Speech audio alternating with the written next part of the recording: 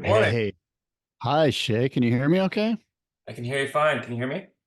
I can hear you. Welcome to the Boardroom Podcast, Shea Somma. It's so great to see you this morning, and thanks for getting up and being early with me here.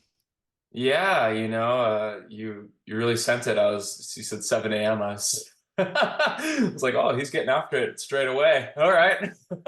Yeah, I'm actually a little better in the morning. It seems like my peak time is, early. Yeah, that makes Otherwise, I sense. get nappy. I get a little nappy. Sure. Wow. Yeah. Um, well, let's get started here. People may or may not know, Shay, but you won Best in Show this year at the Boardroom Show when we selected the Bonzer as the design. Yeah. Yeah. I'm astounded still. It's surreal, to be honest. Well, it was well deserved, right? So tell us a little bit about the process, right? So I know, interestingly, you sort of were like a last minute. You showed up sort of late, like, can I still get in? And but so take the listeners through the process of Best in Show. Like at some point you saw that we were doing it and you decided to do it. And where did it lead you? Yeah. So I'd been building boards for quite a while since 2008, but just a few here and a few there, and slowly over time done more and more. And I've attended the Boardroom Show a couple times just to see other people shape. I'm up in San Luis Obispo, so I didn't have a ton of access to seeing really good shapers shape. So I love the Boardroom Show for that reason. Just that opportunity to see people really who are proficient at hand shaping doing it. And so I'd attended a couple times and I saw the Best in Show entries, and I thought that was such a cool opportunity to participate without having to have a whole booth because it's a free entry. And this last year, I was looking at trying to get a booth, and it was a little out of my price range and time commitment. We just had a baby, so I thought when you announced that the Boardroom Show Best in Show was going to be for the Bonzer, I thought that would be a fun way to participate without having to go full bore and into the cost of the booth and all that. Just a way to just dip my toe in and and yeah, like it thrilled me that it was the Campbell brothers. Their Bonzer design is so iconic and unique to them that I thought that was a really fun challenge to try and honor that particular design. So my process for it was to um, look at a bunch of Bonzers, basically Campbell Brothers ones. I wasn't really looking at any other folks' versions of it because I figured if it was the Campbell Brothers judging it, it was their design and they've been working on it for, gosh, like over 50 years.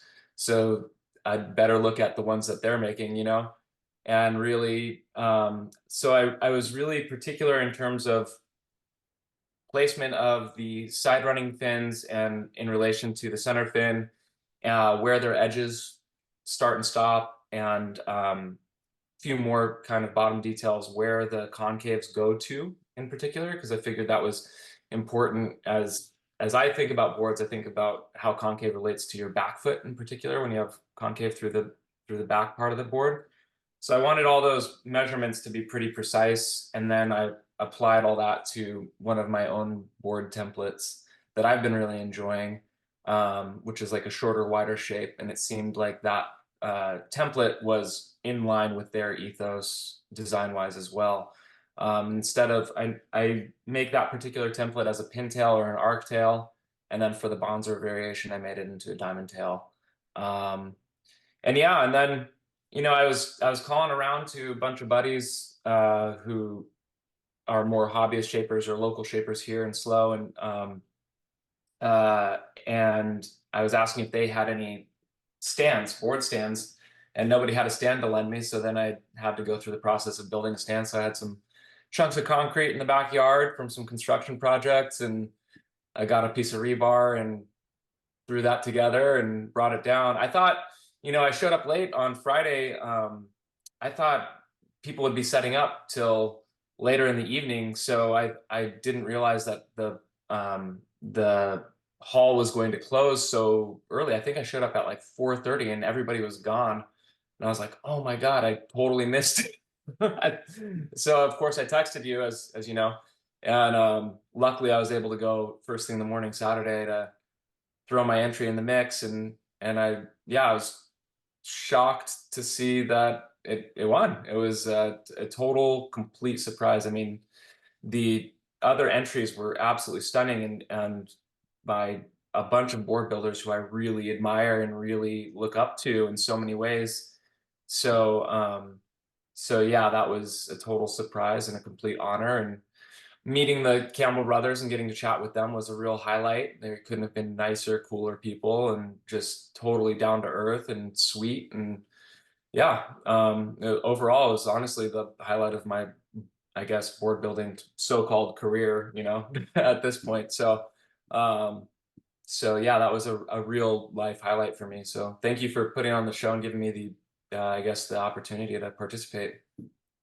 Yeah, well, look, thank you for being involved. I mean, really, I was super excited that we had somebody such as yourself who, I don't know, for lack of a better way to characterize it, isn't one of the super big dogs in the space, you know what I mean? And really, that's what the Best in Show, I feel like, I mean, I invite every surfboard builder in the world and it's free. All you got to do is show Yeah, up with your board, like 100%. yeah, and Yeah. so I'm so glad that you took advantage of it, and I'm so glad that you won. I secretly am excited when there's like a low key core guy that's into it that wins. Do you know what I mean? Like, let's not have the same guys win over and over. Of course, I'm not Yeah. a judge, so it's out of my hands.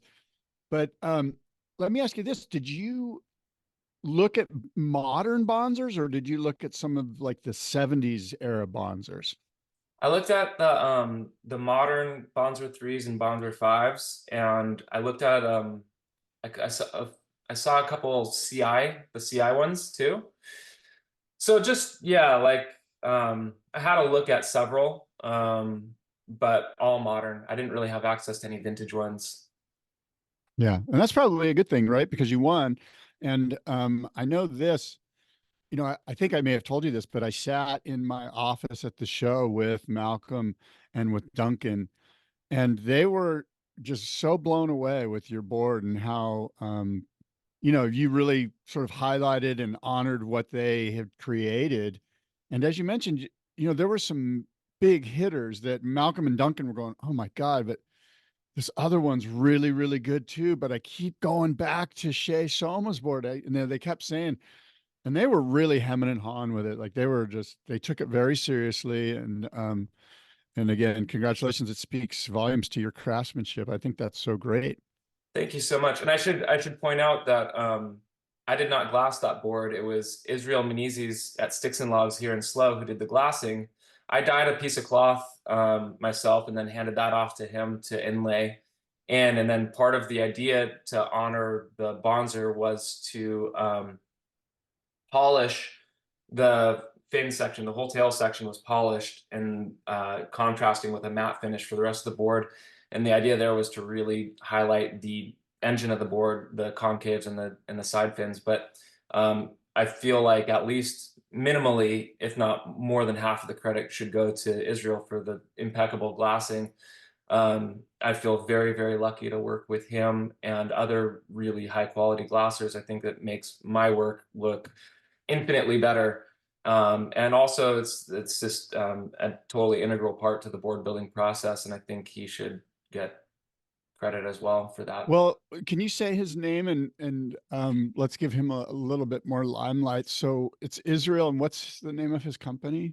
Sticks and Logs. He's a one-man shop here in San Luis Obispo. I don't know. I don't really doubt he has a website. It's on Instagram, STIX letter N LOGS, I think. Um, That's what and I'm looking for it on Instagram. So yeah, yeah. So he kind of, I was glassing my own boards in another local guy's shop, Nick. Cooper here in San Luis Obispo, who's a great shaper and glasser himself, but he owns the company that sells most of the local board builders their supplies. It's called The Craft. And several years ago, Nick let me glass boards in his factory, as I was, kind of get my feet wet there. And Israel was doing dings for him at the same time. So, and through that, through the years, Israel started doing full builds, full custom glass jobs as well. And it's been fun to kind of come up together. And now Israel's running his own shop, but it's just him. It was one-man shop. He's everything from routing your fin plugs to doing the final polish.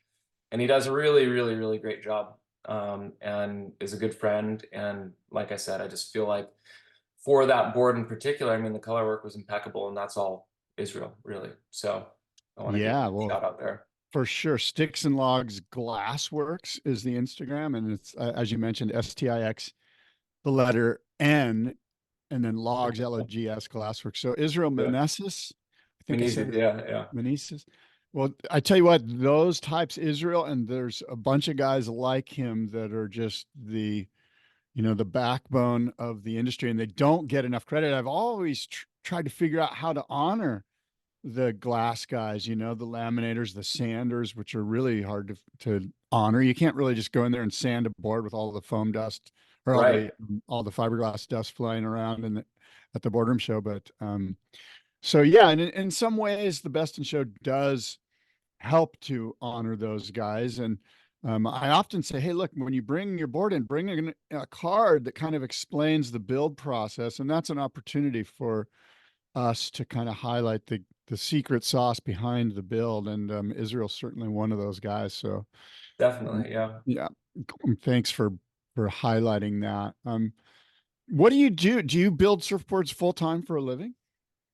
Yeah, so I was, and then like I mentioned, we had a kiddo, so I started working in some other things, but uh, I worked for the public defender's office for 11 years. I was an investigator for them. And during that time is when I learned to shape. I was shaping at night and on weekends as kind of my little escape. You get home from kind of dealing with the legal world, and it was a nice kind of unwind, make something nice and pretty and functional in the garage kind of thing. And then it got busy. I got into a couple shops that were out of the area, and that really helped kind of expose my brand to other markets, I guess, other than San Luis Obispo. So I got into Daydream Surf Shop first in Costa Mesa, and then into Mollusk in San Francisco. And I started getting custom orders from both Southern and Northern California, and got busier and busier. And eventually in 2019, the summer of 2019, I quit the public defender to shape boards full time. And it was going great, and kind of obviously COVID was a big roller coaster scenario, and that was ultimately ended up being really a busy time, like for a lot of folks. And Yeah. then we had our kiddo, and then it dipped down, the busyness kind of dipped down a little bit. And so between those two things, I'm actually doing landscape design 2 days a week. And then now actually boards have picked up again. So I'm kind of juggling. I'm kind of juggling. The board thing is very like it's a roller coaster for me. So it's never just been totally steady. It's always been either like cranking, and I'm like, oh my God, I don't know how I'm gonna have time to do these, or it's been like kind of crickets, and you're like, oh, I guess no one wants a board. So, and I haven't found that like middle ground where it's just steady, but I don't know if that exists. I just but now it's busy again, so I'm really grateful for that. And the landscape thing has been cool. It's been a good like it's been a good counterbalance to boards and get out of surf all the time. It's easy to be, as you know, it's easy to be just completely um tunnel vision on surfing and board building and all that. So to get out of that world a couple days a week has been a good balance. But yeah, it's the board building thing's a trip. It's definitely different when you're trying to do it as a business than just as a hobby. And so yeah. Yeah, I imagine there's a lot of anxiety regarding, where's the business going to come from? How much marketing do I have to do? It's certainly turned into more of a marketing beast, or as much of a marketing beast as anything. But in the end, I think the really great surfboards rise to the top, and that's where you found yourself now. And I'm super excited for you. But with a baby and stuff, man, it's got to be a little scary. Yeah, it's nice to have like kind of a steady thing going with the baby. And luckily, my wife works too, so we have and we have help. Our families are in the area, so they help. And so we're in a really, really, really privileged zone to be having a family. Um, but nonetheless, yeah, as when it was all on the boards, it kind of felt a little, I don't know. But now it's busy, so I'm Yeah. I'm trying to figure that out, I guess. Yeah. Yeah. Yeah. Well, how did you get into surfboard shaping? Did you have a mentor that you were like, wow, this is, just tell me a little bit about your journey learning to shape and getting to where you're at now. Yeah. Gosh, yeah. So I grew up in Orange County. I grew up in Tustin, and I would surf, or rather, I would go to the beach with my mom all the time, which was super, and it helped me get that love of the ocean from a really young age. And I used to just love body surfing more than anything. And then graduated from body surfing into bodyboarding, and I remember going into even like Jack surfboards in Huntington Beach and looking at all the different tail shapes of the bodyboards and being so intrigued with like, what's the crescent tail do versus the bat tail versus the one with the little channels versus, just tripping out on all the designs. And then eventually got the opportunity to learn to stand up surf. And it was the same thing. I've just always been really intrigued with board shapes and designs, and what does each one do and why would you do, add channels, or why would you, and make a blunt nose versus a pointy, just it's infinite. And I was always intrigued from a really young age. And I remember reading the magazines too, talking about like Mark Richards, who shaped his own boards and became a world champion. I thought that was so cool. So I was always really intrigued with the construction process and people who made their own equipment. George Greenough was a huge hero from reading the magazines over the years. And um, when I went to Cal Poly in SLO, I came up here in 2003 for college, and they actually had a program at the Craft Center that a couple buddies did. I every time I tried to apply to it, it filled up too quickly. So I never was able to actually take the program. But I had a friend who built a board at that, or rather shaped it at the Craft Center, and he brought it to my house and he glassed it in the garage. And I got to watch him, you know, glass it, and the resin kicked too quick, and he's stressing out, and it's just making a big sticky mess in in the garage. And but ultimately it turned out good, and I got to kind of see it up close. I was like, you know what, if he can do it, I think I can take a crack at it. So it wasn't until I graduated college and I got that job at the public defender, I had a little extra cash in the bank that I just kind of jumped in with both feet. I spent probably a good 6 months on sway locks, kind of lurking around the forums, trying to get a sense of how to approach it. And sway locks is funny. It's you get 12 different answers to the same question, and you're trying to suss out who might know what they're talking about. But you kind of go through all the forums, and you figure out that everyone's kind of got their own method, and in a way that's freeing. So eventually I just bought some seconds blanks from Fiberglass Hawaii and Ventura, and brought them up here and just started hacking away. And for my first board, I built like a 411 single fin. I laid up a whole panel and ground out the fin, and did a glass on with color work, the whole 9 yards. And it was terrible. It was like the worst piece of shit ever. But it was super fun to just jump in, all the way for the first one and kind of get a sense of how it went. And then my second board ever was another single fin 6.0, and that thing was amazing. It went really, really well.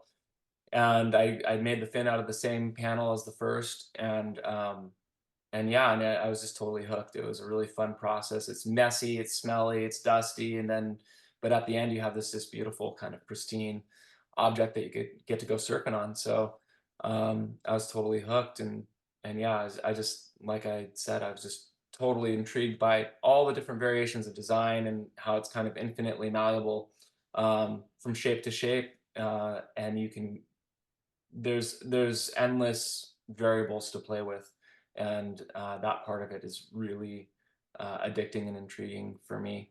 So yeah, that was it. The first one was 2008 or so, and then yeah, and I've been pretty steady at it since then. Yeah, the variables are amazing, and when you think about it too, it's the waves themselves are constantly changing, and the people that you're building for have different body types and different sensations. So, as you know, one board could work great for somebody, and that same exact board might not work so great for somebody else. So that's the variables are probably both the menace and the magic. You know what I mean?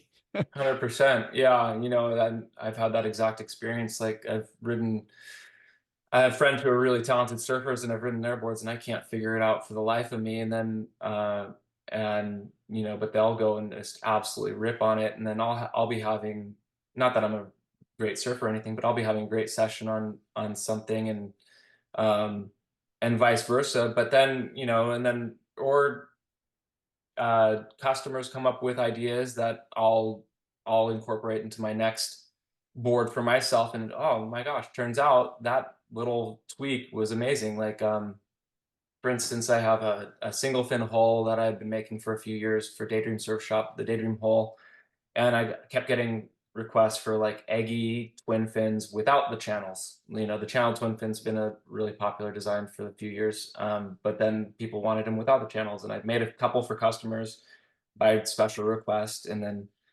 got great feedback. So I go ahead and make one for myself, and turns out that thing goes amazing. So there's just more and more to explore, and if you're open to hearing what other people have to say, or open to seeing what other lines of board can take on a wave, it's just there's always more to explore. So that it keeps surfing really fun and fresh and interesting for me.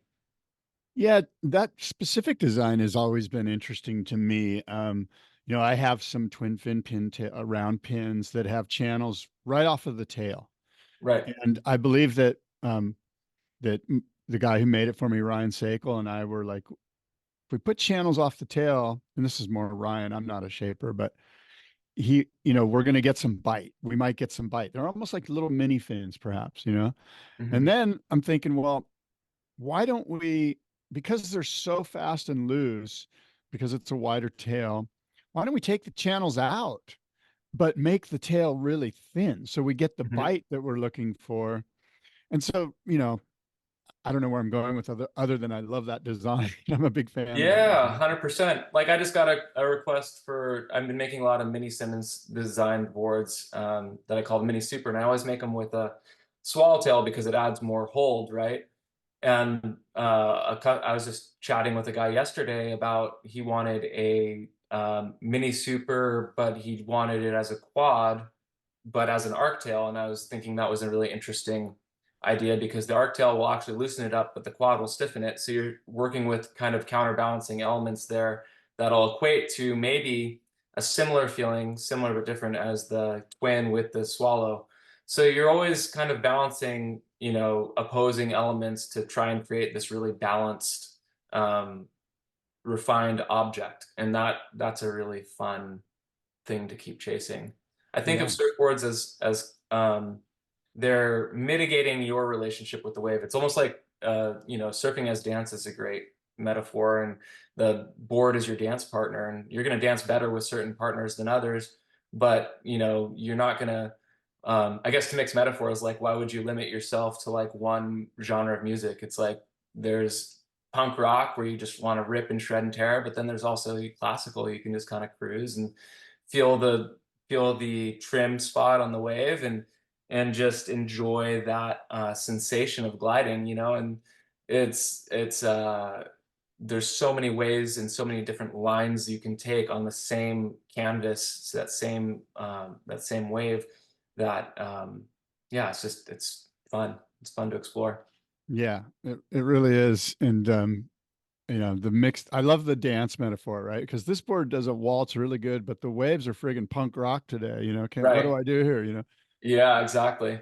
Take me back to your mentors though. Is there somebody that kind of went, Shea, let me show you this. Was there, and it might not have even been a shaper. It might have been somebody else that influenced you with your shaping. Was there somebody that you looked to for guidance when you were beginning?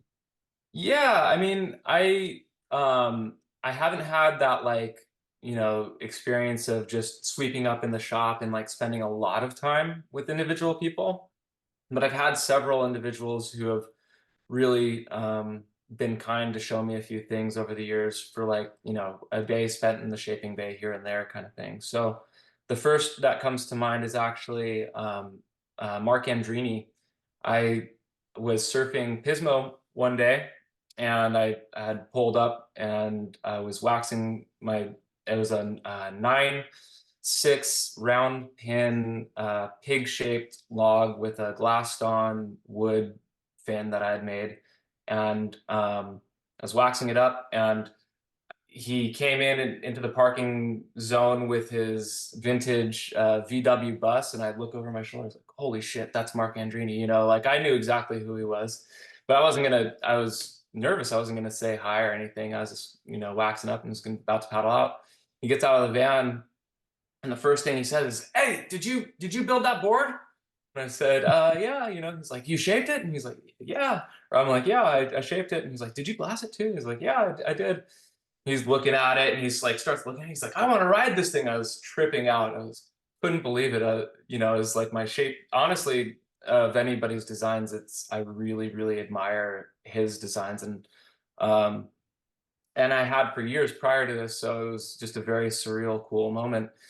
He's like, "Well, I want to ride this board, and maybe," he's like, "Do you mind riding mine?" And I was like, "No, I'd love to ride." He had like a 10-2 Vaquero, like long glider kind of thing. And yeah, so sure enough, went surfing with Mark, and he gets a few waves on the log, and he paddles back out, and he's like, "This board goes really good in the soup. That's how you know it's a good board. It trims good in the soup." And so I was tripping out on that. I was like, "Oh my God, Mark likes my board." And Yeah. so yeah, that was just like the most cool and encouraging thing to happen to somebody, for having shaped like 10 boards at that point. I think that was number 10 or 11. And yeah, and I had subsequently got to email him here and there with a question. And then eventually, a couple years later, I had him shape me a board, and I got to go up and watch him shape it. And I brought it home and I glassed it in the backyard. And that was a really awesome experience as well. And I'm not emailing him as much these days, but when I run into him or when we cross paths, it's like just a really cool, special thing. And I'm forever grateful for that kind of encouragement. I really think like I wouldn't have taken the board building as seriously had I not just crossed paths with him that day. I think that was a pretty pivotal moment for me to get that type of encouragement, and just positive interaction at that moment, was really meaningful.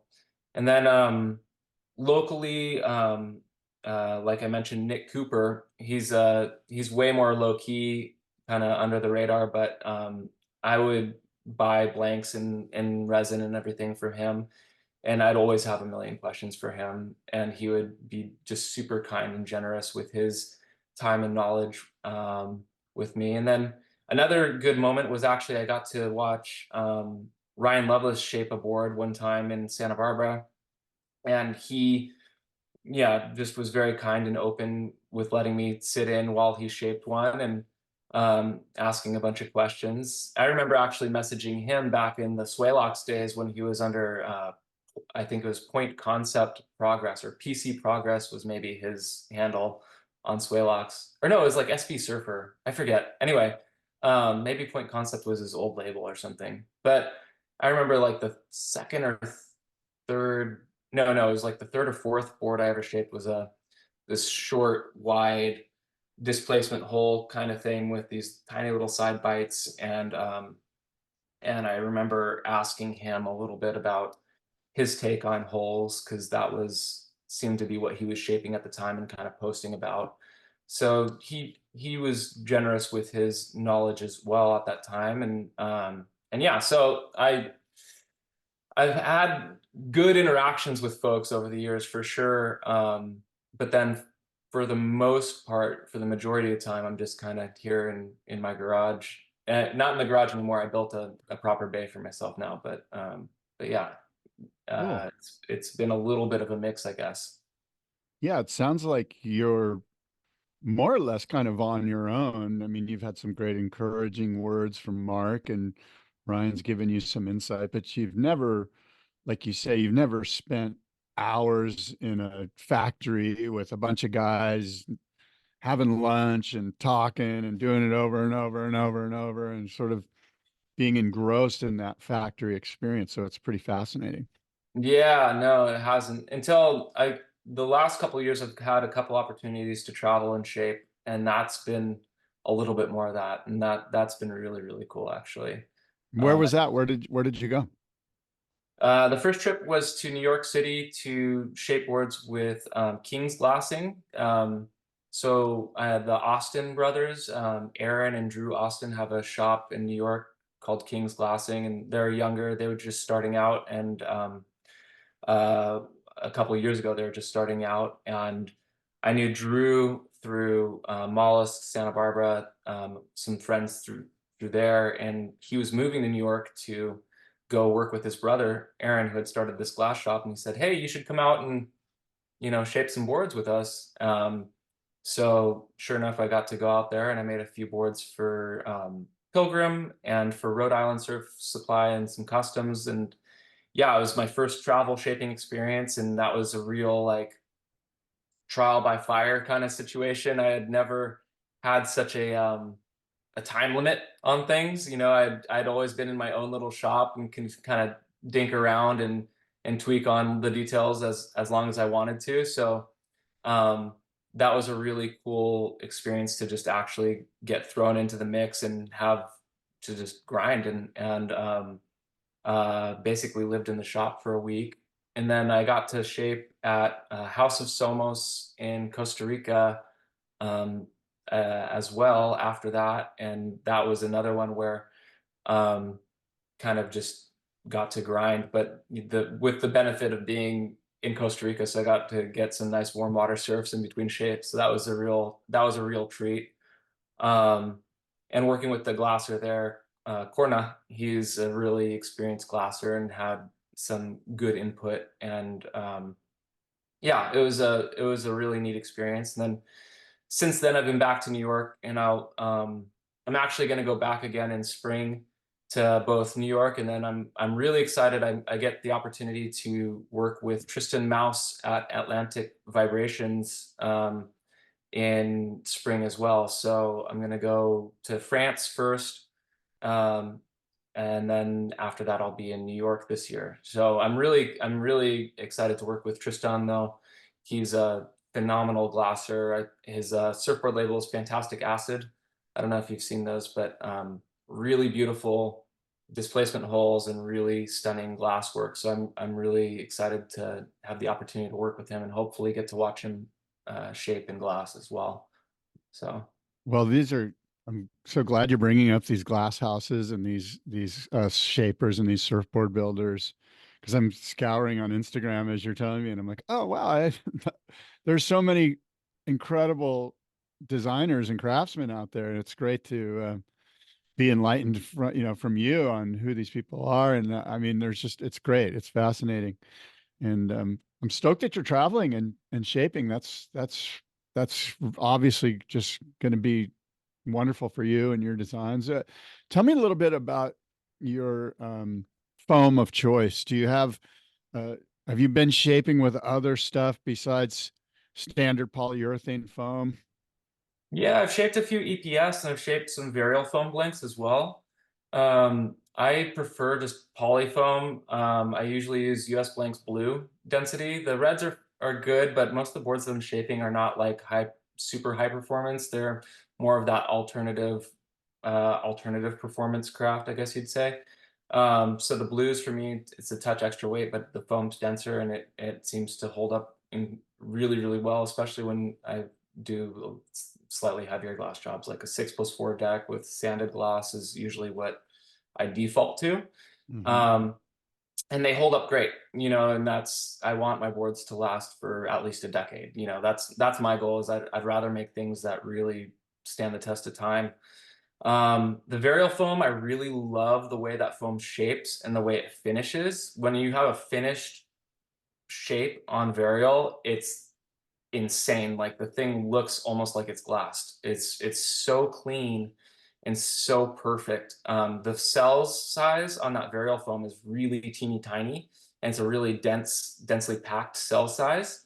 And so that it glasses really light because the blank doesn't absorb too much resin, and it's really dense. Like if you squeezed even like a shaped blank, I mean, obviously you don't want to like gouge it with your thumb, but if you give it a little squeeze, it is strong and Yeah. light, and it's just really great material. But for me, I'm only hand shaping, and two things you always have, because of the way they manufacture the foam, you're always paying a cut fee when you get it. You're not getting like a blown blank like you would from US blanks. And two, when you're shaping it, whatever chemical agent it's blown with, it smells like rubbing alcohol or something. So it stinks up the room for like weeks afterwards. And I have to wear rather than just a dust mask, I need to wear a chemical respirator. Otherwise you get this crazy headache. So I don't know, like I don't know what that is. It's the foam is great, the finished product is great, but there are those kind of issues with it. Yeah. But I've made a couple boards for customers out of Ariel and a couple personals, and I really like the the finished product is amazing. Um, but yeah, for the most part, I really like Polyfoam. Like I said, I've tried EPS blanks before. Again, hand shaping, I know there's tricks to it, but I found it really rough to work with. The cell size on those is pretty large Hmm. comparatively, and so you have a tendency to um, take little chunks out, or it shows scratches much more easily, and it's Hmm. hard to get a really clean finish on it. And then what you need to do is seal the blank with like different people who use different things. You usually use a slurry or a spackle or something to prime it for glassing. And that process I don't particularly love. And I'm not convinced, like I don't have a great love for epoxy glassed boards. Everyone I've tried, I seem to prefer poly on poly, just in my own surfing.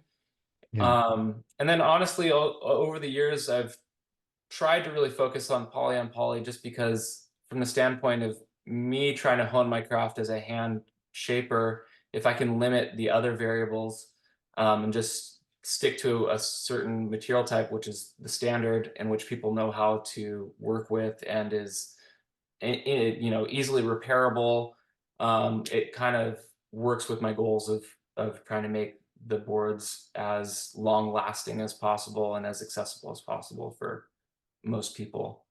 So Yeah. Yeah. The poly is ubiquitous, as you mentioned. You travel to go shape and it's poly for the most part. right. There are so many great options, and that's just going to give you more stuff for the future to chew on and to play with. The variable I often refer to varial as almost like a balsa, like it has a balsa vibe to it. It's got Yeah. such a strong and unique thing. I've never had a board in varial. I've actually purchased a blank, but need to get that thing shaped up. What about um, playing around with stringers? Like, have you thought about just no stringer I made a or bunch of no stringer boards. Yeah. okay, yeah. So what are your thoughts on stringers with poly?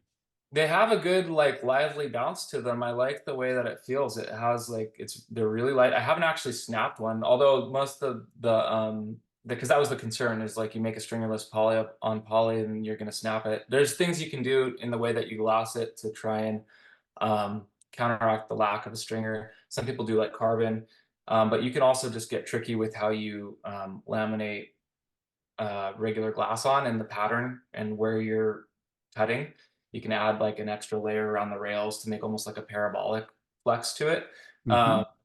Yeah, I've really enjoyed them. I've made mostly fishes and mini Simmons in that design for myself, and then I've made a few for other folks as well. I like shaping stringerless blanks because of the way they look under the lights. They, as a complete object without this center line, it makes them look very UFO-like. So it's a fun thing to shape. The finished product is really beautiful in its own way, and it's kind of just like the pure form of a thing, Yeah. without anything drawing your eye anywhere else other than the object itself as a complete whole.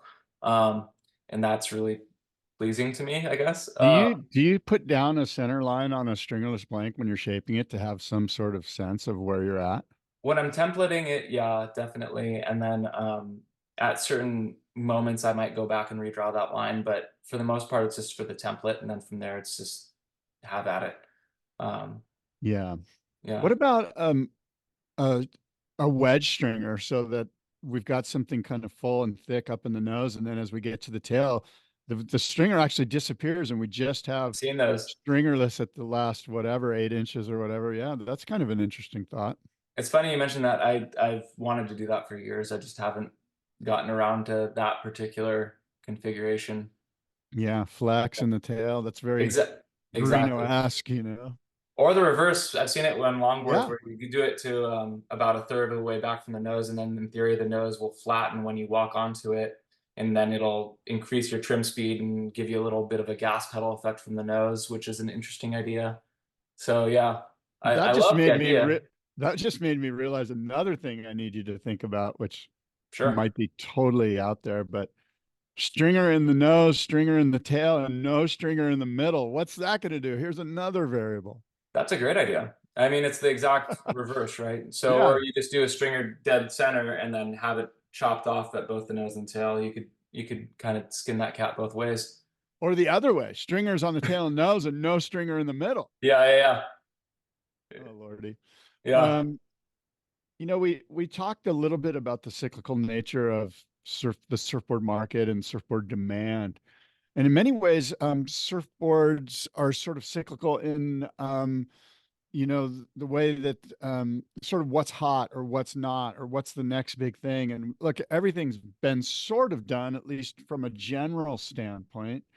And as you mentioned, the round pin twin seems to be the sort of the board du jour for the last couple of years. What do you think the next cyclical evolution of surfboard demand will be? What's the design that we're all going to be going, oh, I want that board? That's a great question. I have no idea.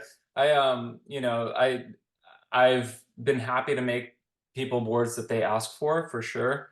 But as far as predicting what that will be, I have no idea. In my own surfing, I really have been enjoying Twinsers. I've been making these short, wide Twinsers. So that's what I've been. If people are coming to me for customs and they don't know exactly what they want, that's more or less what I've been pushing them towards. Because in my own surfing, it's been really enjoyable. I've been making a groveler version with an arc tail, and then a kind of a good wave version with a pintail.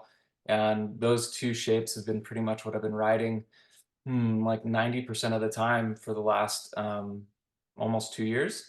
And Wow.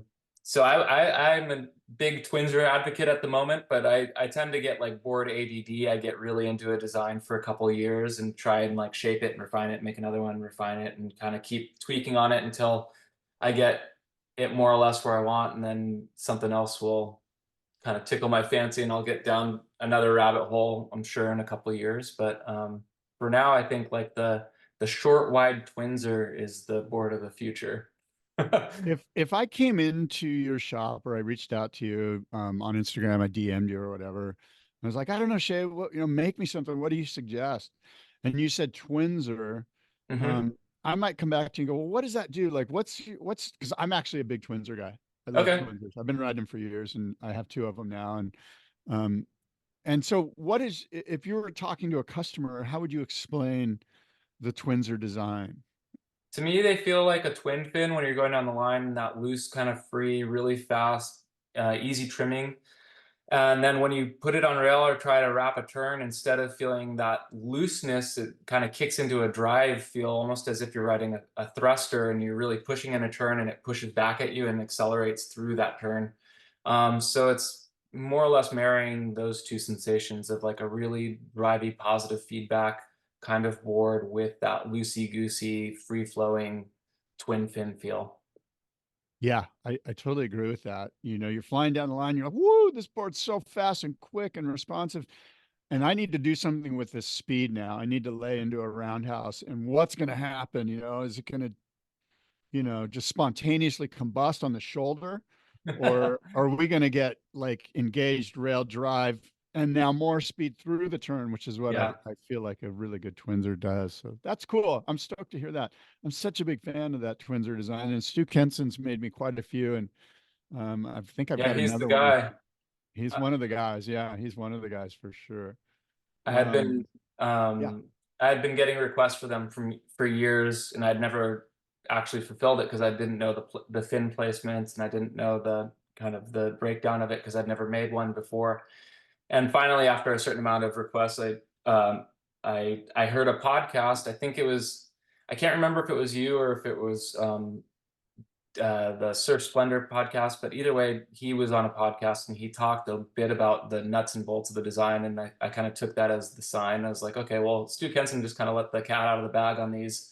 So I'll just take what he said and try and apply it to my own templates. And then sure enough, I made one after I heard that podcast and I was like, holy shit, these things are awesome. This is great. So that kind of sent me down that path. So thank you, podcasting, for Yeah. giving me the insight there. Thanks, Stu, really. Yeah, and we should really pay homage to Will Jobson, who's the Yeah, Twinzer guy. right. And back in the early '80s, he was um, basically pronounced the design, and just it was really his thing. And a lot of people have taken it from where Will's at. And Will's made me some boards. Interestingly, Will's into, or was into, when he made me a Twinzer, incorporating a bevel into the rail with the Twinzer fin setup. So that's something to chew on. The A concept of a bevel, bevel. how? Do you mean like a incut of some kind, or? I'm not sure how to characterize it or describe it, but if I was to wrap my hands around the rails, there would be on the bottom side of the rail there would be a bevel, Hmm, a chime, if you will, right. along the rail line. Like Yeah. more than just like a regular tucked edge. Yeah. Oh, yeah. Full on bevel, like that runs like the length of the outline. That's interesting. Yeah, it was really interesting. So Yeah, that's I'd love to something. There's see. another thing for you to chew Yeah, on. I was gonna say I'd love to see him in real life and kind of get wrap my head around it. That's an interesting idea. It almost reminds me of like the Stewart Exactly. yeah, Exactly. is that what you're saying? Well, I Yeah, was going to say Bill Stewart is widely renowned for having a bevel round. It's the same right. concept. That's the thing I'm talking about. Okay. Yeah. Um, well, let's see. How many boards are you doing a month? I know it's sort of up and down, but Yeah, super variable. Right now I'm up around 15 or so. yeah, 15. So, Okay, good. so yeah, Good.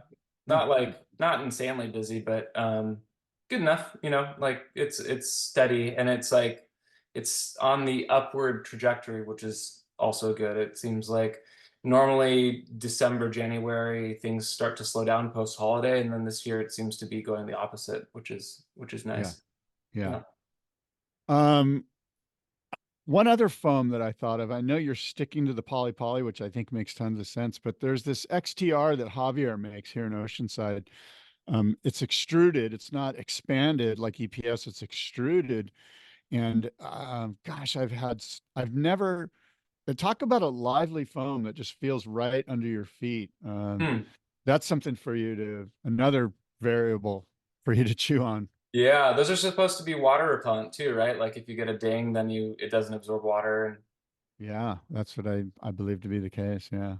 interesting. Yeah, I've heard that those are great for machine shaping, but really difficult to hand shape. So I've never actually done it, but that's when I've asked around a little bit about it. But I don't know. I haven't Yeah. messed around with it yet. And tell me about your tools. What kind of planer do you have? Just a little Hitachi green machine. I have a Skill 100 with that I shaped for years with, and I chopped the base and I like modded it a little bit, and I found it as a Craigslist find actually here in Morro Bay, and was able to, yeah, it was like an old carpenter's skill that they're using it to actually plane on doors, which is what they were designed for originally, right? Yeah. So I used that for quite a while, and then I had another one. I had this one and one that this was my backup, and I had another one, and I dropped that one, cracked the base, cracked the body, um, and so that became my parts skill. And then I just got really nervous about relying on the skill. I was like, if I break this other one, I'm going to be kind of screwed here. I know you can find them, but they're so expensive. So I grabbed a Hitachi and kind of haven't looked back. I do like the skill for like big, long boards, but oftentimes, well, I'm doing like 40% longboards right now. I'm doing a lot of longboards, but the Hitachi I can kind of just do everything with, and it's easier to find replacement parts if I need to, and I've just kind of gotten accustomed to it. But yeah. What Um, about the sort of the Harley Davidson of planers, which is that accurate planer, which just looks so incredible. It's just got so much power. Have you put one of those yeah, in they your look hand? bitchin'. I Yeah. haven't tried to shape with one yet, but they look amazing. They're really beautiful. Yeah, and really, yeah, work of art in their own right. Those accurate planers, they're gorgeous. All right. Well, look, we've said a lot here today. Let me ask you this. Um, the next Best in Show, we're honoring Bob McTavish at the Boardroom Show in October. But aside from honoring Bob, we do this separate thing, as you know, called the Best in Show competition, where we invite board builders from around the world to simply enter a board and be a part of the show, And I'm trying to figure out what category, what type of board we should do this year. Do you have any thoughts on that? So it doesn't need to be in the vein of a Bob McTavish. No, No, no, it's totally no. separate. It's totally separate. The Because I last year was just random that it was a Bonzer and Bing was, there was a right. connection there, but it does not have to be in that vein. I think it'd be cool to do a displacement hole. Do like a straight up Greg Little, fully bladed flat rocker, like just a full point machine. Okay, cool. They look like Duly noted. spaceships. They're just so unique in the shape, and um, I think they're just visually really compelling, and they're highly specialized, and they're their own little weird world that they're really controversial. I feel like people either like want to hate on them, or people are just completely bought in and love them. So I think it'd be a funny, interesting uh interesting design to explore, and I think you'd get a lot of participation too. I have a feeling that a lot of the hull heads would want to take a crack at it. Yeah, that would Yeah. be that. Okay, duly noted. I'm noting that. I'm putting that down on my list of possible categories for a best in show. Now you have won a booth at this year. You don't have to pay for a booth. You get a free booth as part of you winning. So you got to get to work and build some boards for your booth, Shay. I'm thrilled. Yeah, no, I've actually, looking at the year ahead, I've been marking out like, okay, I need to have my booth ready at this time, and I need to have my batch of boards ready at this other, it's October, right? October I gotta 12th get and ready by 13th. October. Yeah, exactly. We have Yeah. time. We have time. So yeah, there's a little bit of time for sure, and I'm excited. I think that's a really cool opportunity. So I'm super appreciative. I'm stoked to be there again, and yeah, take my crack at that best in show, whatever it ends up being. That All right.